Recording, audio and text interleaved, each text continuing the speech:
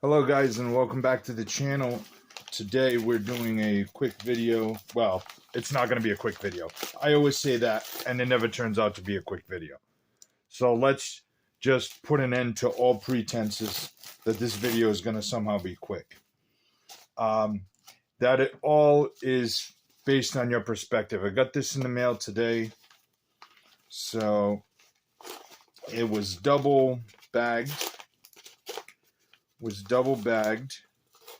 And I used this one because the other one had the guy's address on it, so I don't want to do that.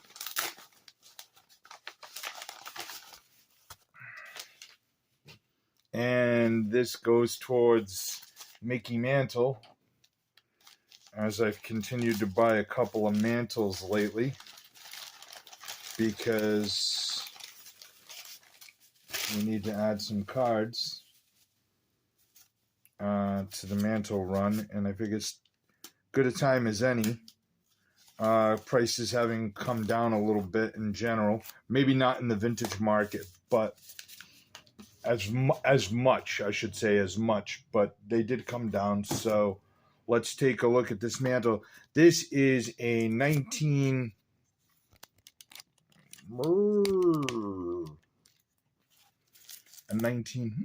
interesting.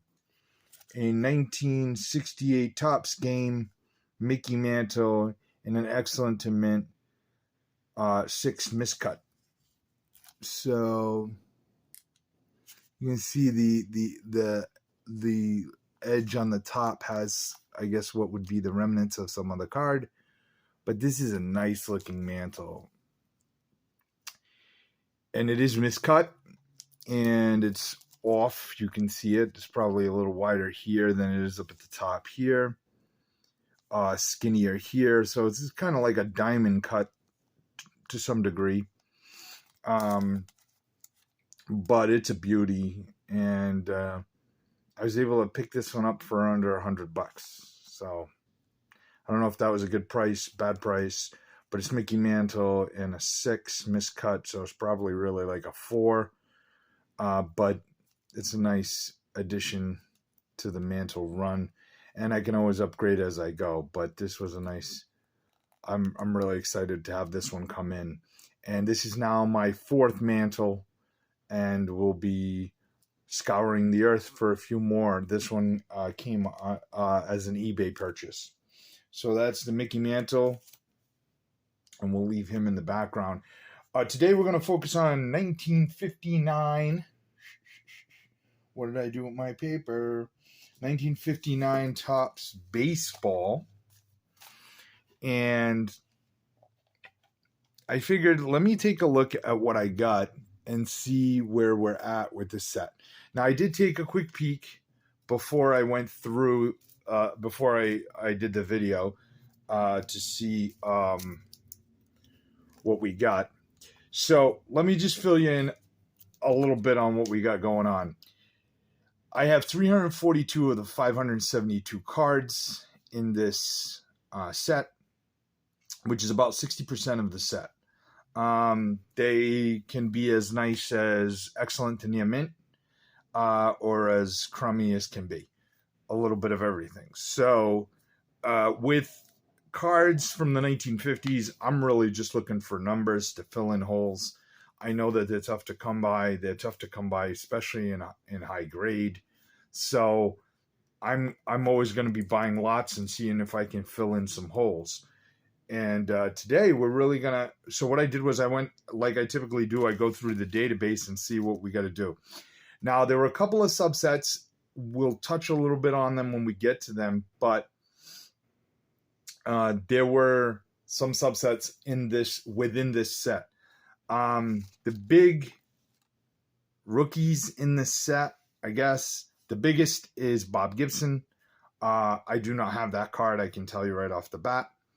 But Gary Anderson or George Sparky Anderson, Gary Anderson. I got Pittsburgh Steelers kickers on the mind. Pena and Felipe Lu. And there's a few others like Norm Cash. There's a couple of rookies scattered throughout. But the big one is Gibson. There's no two ways about it. So let's kind of look through, and I've identified some cards on the list to look for. And as you can see, they're in relatively nice shape. And then there's going to be some humdingers like this one, Billy Hunter, big crease through it. I pick them up when I can pick them up in a lot. I pick them up and hope for the best. Some are better, some are worse. I'll keep some good ones and get rid of some bad ones. And I'll just keep reselling 59s. Until I sort of get this set where I need it to be. But it's gotten me about 60% of the set, and I gotta imagine, and you can see there's, that's a really nice card. I mean, again, the centering's horrific, but there's some really nice cards in here, and there's gonna be some dandies that just look brutal. Like this one here, the Ted Klaczewski. Sorry, Pittsburgh fans. I'm not familiar. With this era, I'm really looking at guys like, basically Clemente is my knowledge of Pittsburgh Pirates from this era. Stephen Bilko. So I will stop for cards that sort of that are on the list. But I did want to sort of kind of lead you through the whole grouping here. Bill Hall, you see, he leaves a little bit to be desired. But these are the kinds of cards you pick them up as you go, and you'll pick them up, and you'll improve the set. There's no way. I mean, if you had told me as a kid that I'd have 60% of the 1959 set, I would have called you a liar to your face. Because, right, this just seemed so unattainable back then. It just didn't make... I would have said that there's no way I could put this type of set together. And let's face it, there's Frank Torrey, Joe Torre's brother. I believe that's Joe Torre's brother. Ronnie Jackson. Sam Jones. All right, so this is the first card that's on the list. Minnie Minoso. This card, let's take a closer inspection on it. It's probably VG. Oh, until you see that big crease going through the bottom there. So Minnie Minoso, excuse me. This is card number 80, and it's the first one on the list that, and as you guys know, usually I identify the list as cards that are over $15. I mean, I left a few off the list, but that's basically how I identify it. I think the database had his card at roughly $20. But not in that kind of condition,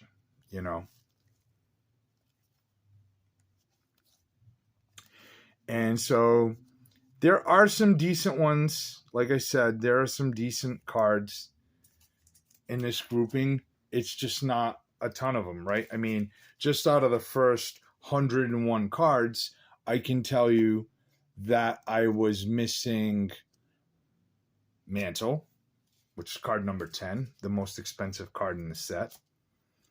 And then Warren Spahn and Willie Mays. So right off the bat, those cards are missing. The next one is the Felipe Lu rookie, and he was, as you can see, I'm missing that one as well.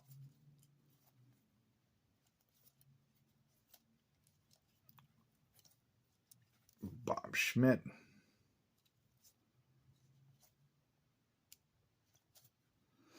And then I have a lot of the rookie stars. So there's a ton of rookies in this set. This is another subset that came out in this set. So the rookie stars, Sporting News rookie stars of 1959. And it's a really nice looking set. Just no big rookies in it. See that one's got some writing on it. But nobody in here that's going to really jump out at, jump off the page at you. Just some, but they are nice looking cards. I like the subset within the set. And it's a good looking set, I think. It's just hurt by the fact that it didn't end up with, some big rookies. You know what I mean? Otherwise, it would have been the kind of cards that everybody would have wanted. But these you can pick up at a show for, 40, 50 cents type of deal.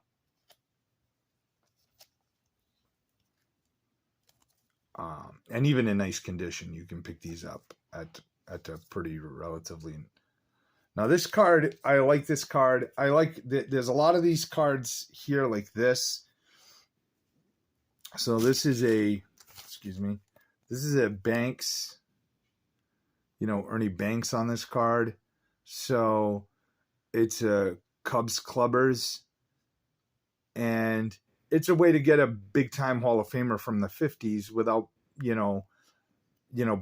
picking up the base card, which is going to be very, very expensive. So if you're just looking to identify Hall of Famers, you can find a lot of those in those types of cards. So this is a big one right here. This is the first real big card I have. This is I don't know when I picked this card up. I'm not positive, but card number 150, Stan Musial. This is really the first big one I have. The database lists this card at $55 raw.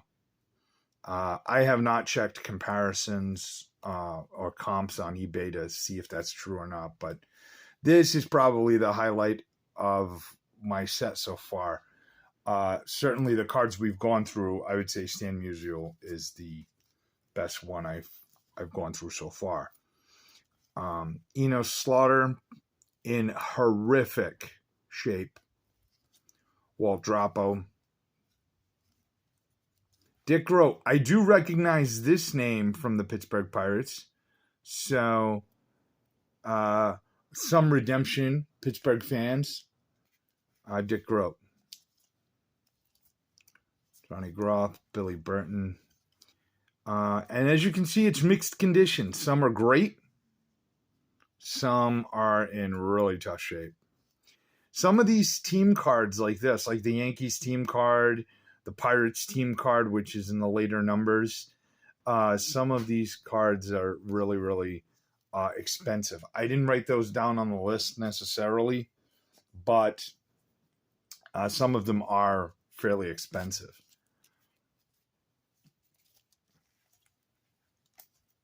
There are some other bigger cards, not big cards coming up.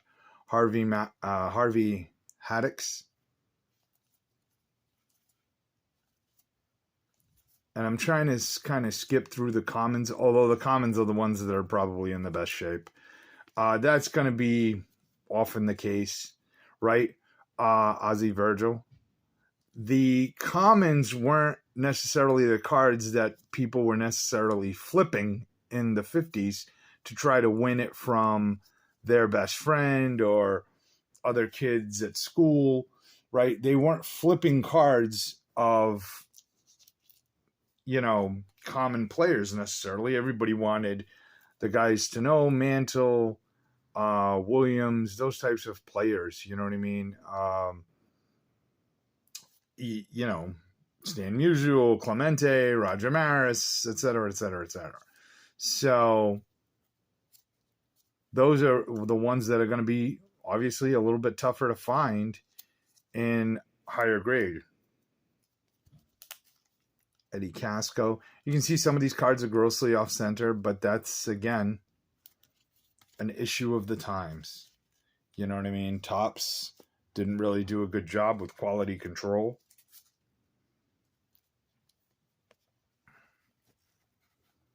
But some decent looking cards. Hank Bauer. Yankees. Bill Muffett. This Merv Grissom. Written on, creased. But this is the reality. There's another one, J.W. Porter. Tough shape. Boston Red Sox team card with a check mark on it. Good job. But these things, Cletus Boyer. So you've got to kind of anticipate that this is a sign of the way things were, right? I mean, cards were not necessarily in the 50s being deemed as cards to put away and collect because someday they're going to be worth thousands of dollars. Now, that's not to say that there weren't kids who, I mean, the psychology of children at any time is the same. Some kids are going to be destructive with their toys, and some kids are going to do a good job taking care of them. It's a Gil Hodges, but again, Gil Hodges in rough shape. So this is a rookie. It was on the list, and I would put it as one of the better cards. It's not expensive in any way, shape, or form, but it is one of the rookies I identified, Orlando Pena from Cincinnati. So that's not a bad one, I guess.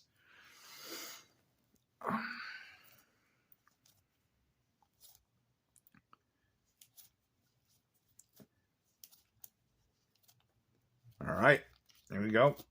Don Zimmer. Again, not a card that made the list, but an identifiable player. Shortstop, third baseman for the Los Angeles Dodgers, Don Zimmer. He, of course, went on to become a manager of the Red Sox and many other teams. He was a bench coach for the Yankees during the Tory years.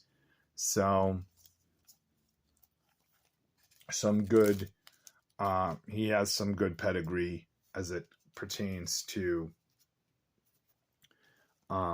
baseball history. Tex, Billy Klaus, Marty Keogh, Jim Gilliam. So this is a nice looking card. So that's a decent one. Here we go. Louis Aparicio. Again, didn't make the cut in terms of cards over $25 or anything like that. But this Louis Aparicio, rough shape, right? It looks like water damage, waterlogged, bad corners, paper loss on the back. I don't know if this was glued to something and then someone tried to get it off or whatever. So there's some paper loss, but not too bad. Certainly a card I would want to upgrade. Don Newcomb, Rocky Bridges. So this is a set that's going to require some work. Detroit Tigers team card. So these team cards, don't sleep on the team cards in these 50 sets because there's some value in some of them. Not all of them, but in some of them. Like I said, obviously the Yankees and the Pirates are a big one because... All right, so this was another important rookie card from the list, and it did make the sort of price list as well. So Sparky Anderson is probably like a $23 card. Again, nothing that's gonna jump off the page at you, but a nice card to have. And obviously, Sparky Anderson fits that mold of a great manager. And then it has a lot of history. Now this one was on the list. It's funny because I didn't really write it down because I didn't think it was probably like $15. But a Curt Flood, obviously Curt Flood, famous for free agency and the whole kind of changing baseball in that way. And you can point out any cards that you sort of pick up on in the comments. I love the comments, guys. I read through all of them. I really appreciate when you guys send comments. I always appreciate all of your support for the channel. And I'm having a lot of fun doing this. I still am not making videos at the clip that I want to make them, but times are still difficult. But we're doing the best we can. This one's a good one. So here we go. Orlando Cepeda, grossly miscut. You can see the start of the next card on the top. Orlando Cepeda. This card, based on the database, is around a $18 to $20 card. So that's a good one to have out of the way. Milt Pappas. Not a big dollar card, probably like maybe $8 to $10, but good to have it. You know, the more stars you can get, the better. Whitey Herzog. And that one's in nice shape. And that's a playing days card, so it's nice. And the lowly Washington Senators. We are getting close to some other cards that I want to identify. Larry Jackson.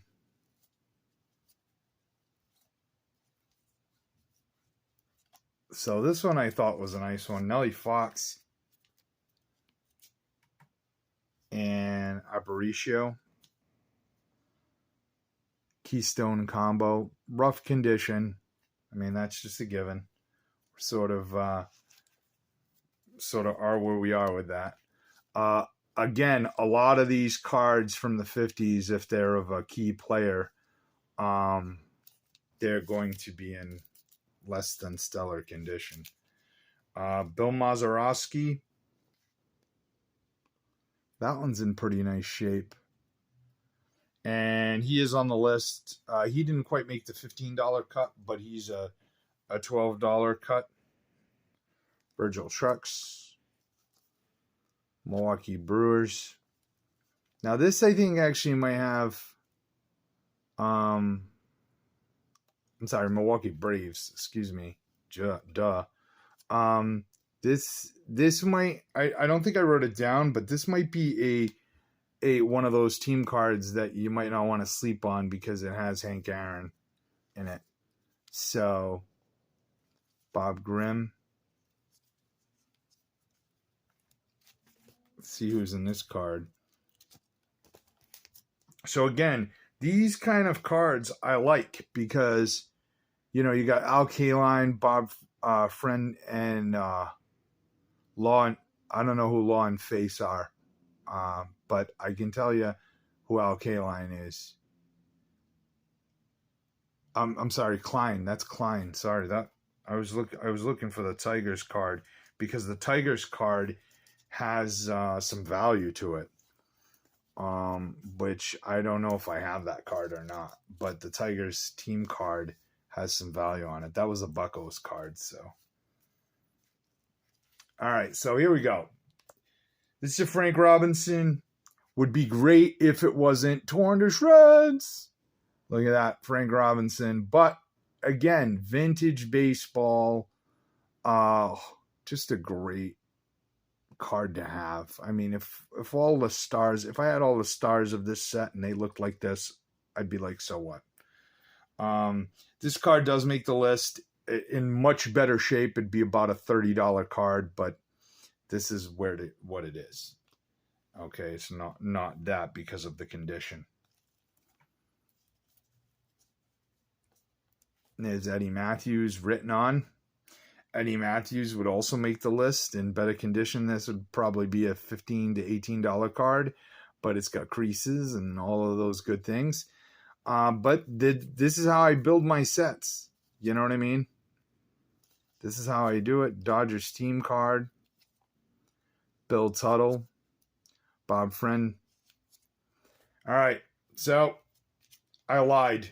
I said I had 4 Mantles. I know that that's not the case. I have more Mantles than that, but this is Mantle hits his 42nd home run in the worst possible shape ever. I don't know if this would just get an authentic, I would guess. Rough condition on this Mantle, but a Mantle nonetheless. Okay. And so that's always good. Sorry for the length of the video. Oh, let's look at the back of that. Yikes.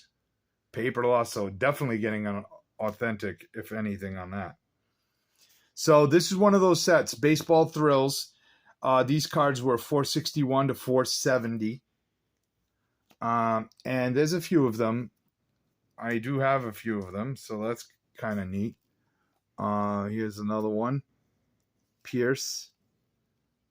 Schneider's play brings LA victory. So the Mantle was kind of the last of the highlights, I think. There might be a few more scattered in here, but for the most part, that is the bulk of what we got going on. And my guess is the later cards do also have, you know, the later cards, I imagine, is probably a little bit more sought after.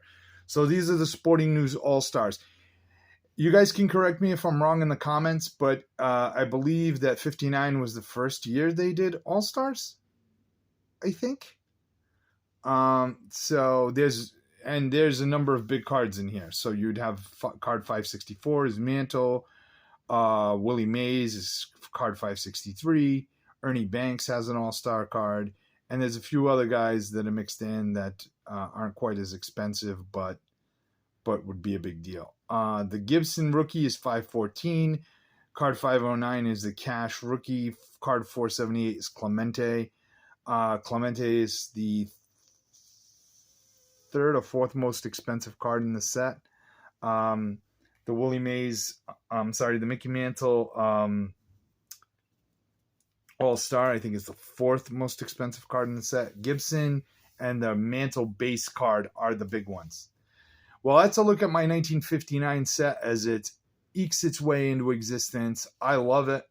I love having cards that old and having like a legitimate chance at, someday making that set. I apologize for the length of the video, guys, but I enjoy doing these. I love doing the set breakdowns. I'm always looking for your input. If you enjoy the content, comment, like, share, subscribe, do all those great things. It really helps us out. We're trying to get to 200 subscribers by the end of the month, by the end of April, and that would be awesome.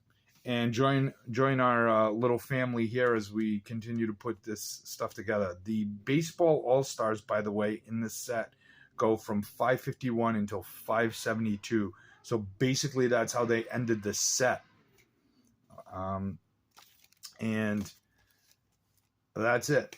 I'm gonna leave some stuff in the description if you guys are interested, or any of you come across these videos and you're not necessarily collectors, but you've got a collection and you're looking to sell that collection. You can certainly reach out to me. I've done deals on the channel before.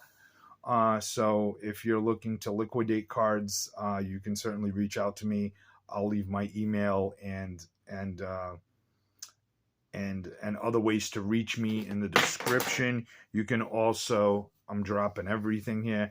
You can also get back to me through the comments. Anything like that is fine. So as always, I leave you with thank you for watching and happy hunting, guys. Thanks. Bye-bye.